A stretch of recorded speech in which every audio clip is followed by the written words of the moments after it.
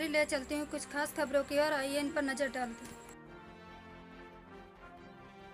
जमीन पर अवैध कब्जे की शिकायत करना पड़ा महंगा। मैनपुरी डीएम के आदेश पर विधवा महिला और बेटी जेल भेजी गई। उत्तर प्रदेश के मैनपुरी में आयोजित संपूर्ण समाधान दिवस पर न्याय की उम्मीद में पहुंची एक विधवा महिला और उसकी बेटी को जेल भेजने का मामला सामने आया है। यह घटना प्रशासनिक संवेदनशीलता और समाधान दिवस की सार्थकता पर गंभीर सवाल खड़े कर रही है। यूपी के मैनपुरी जनपद के किसनी थाना क्षेत्र में आयोजित समाधान दिवस के दौरान विधवा महिला अपनी बेटी के साथ जमीन पर हो रही अवैध कब्जे की शिकायत लेकर पहुंची थी। महिला का कहना था कि दबंगों के उनकी जमीन पर कब्जा कर लिया है और वह लंबे समय से अधिकारियों से मदद की गुहार लगा रही है, जबकि ने उसकी बात नहीं सुनी तो वह समाधान दिवस पर पहुंची। महिला ने डीएम अंजनी कुमार सिंह के सामने अपनी समस्या रखनी शुरू की। बातचीत के दौरान महिला की आवाज़ तेज हो गई, जिस पर डीएम साहब नाराज हो गए। नाराजगी में डीएम ने मौके पर पुलिस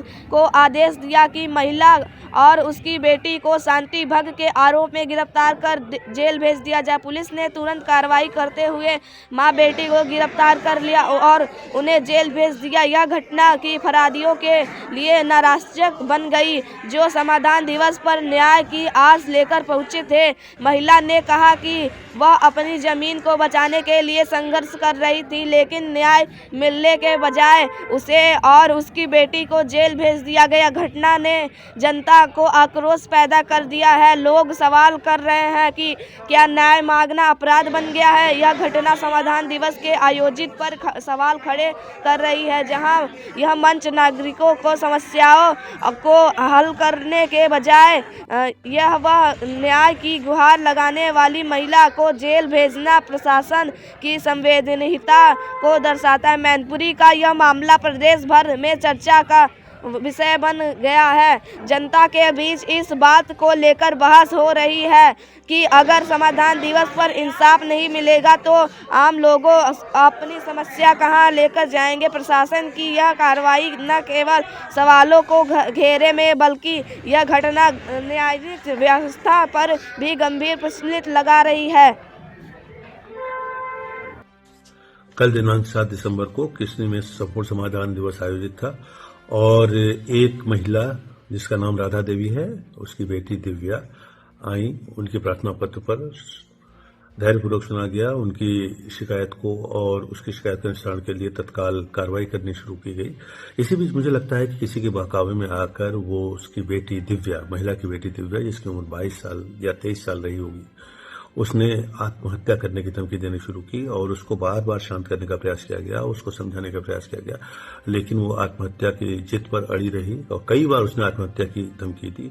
तो इस आशंका को ध्यान में रखते हुए कि कहीं वो आत्मघाती कदम उठा न ले, पुलिस को बुलाकर उसको पुलिस की निगरानी में 2-3 घंटे के लिए रखा गया। जब उसका भाव शांत हो गया तो वो क्षमा मांगने लगी और उसको मुचलके हुए रिहा कर दिया गया।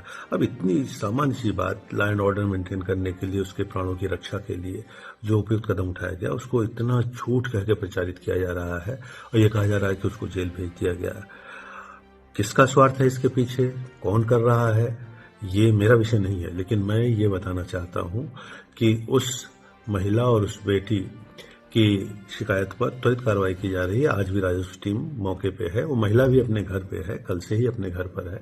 मात्र 2-3 घंटे के लिए उस पर निगरानी रखी गई थी ताकि वो कोई ऐसे आत्मघाती कदम न उठा ले।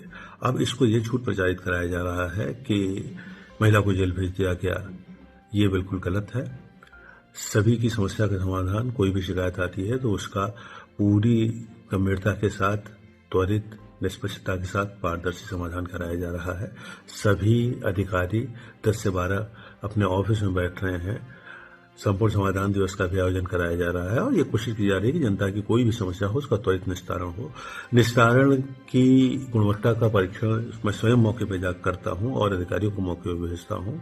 तो इस तरह की बात फैलाना निश्चित रूप से किसी का स्वार्थ सिद्ध हो रहा होगा या प्रकारांतर से वो दबाव बनाने का काम कर रहे हैं। तो ऐसे लोगों के विरुद्ध भी कार्रवाई की जाएगी यदि यह प्रकाश में आता है कि वे जानबूझकर किसी को आत्महत्या के लिए उकसा रहे हैं या किसी की छवि खराब करने का प्रयास कर रहे हैं। सभी जनता से मेरी ये प्रार्थना होगी कि उनकी यदि कोई भी समस्या है तो वो किसी भी माध्यम से, चाहे भौतिक रूप से उपस्थित होकर मेरे सामने आए या अन्य किसी माध्यम से, IGRS में तमाम आपके पास प्लेटफॉर्म है, आप अपनी शिकायत कर सकते हैं। आपकी शिकायत का समय पर निस्तारण गुणवत्तापूर्ण किया जाएगा। कृपया ऐसे लोगों के बहकावे में बिल्कुल ना आए जो अपनी स्वार्थ सिद्धि के लिए आपको मोहरा बनाने के फिराक में है और ये कहते हैं कि आत्महत्या की धमकी दो, आत्महत्या की कोशिश करो। याद रखिए, आत्महत्या की धमकी देना या आत्महत्या के लिए प्रयास करना भी एक अपराध है जिस पे आपके विरुद्ध कार्रवाई हो सकती है। बहुत बहुत धन्यवाद।